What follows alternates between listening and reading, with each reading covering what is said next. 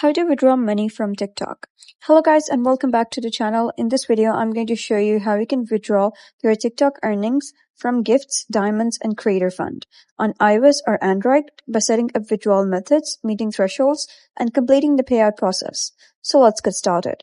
First of all, you're going to open the TikTok application and then you're going to click on the profile option here at the bottom right. Once you do so, you're going to click on these three horizontal lines at the top right, and you'll be able to see a couple of options. So you're going to click on balance over here. Once you do so, you'll be taken over to the balance section of your TikTok.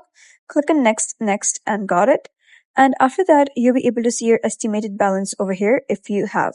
Right now, I don't have any balance or coins, but if you do have, you'll be able to see them over here. Next, what you're going to do is click on view over here, and you'll be able to see all your rewards over here. So then you're going to click on this over here, and you'll be taken over to this page.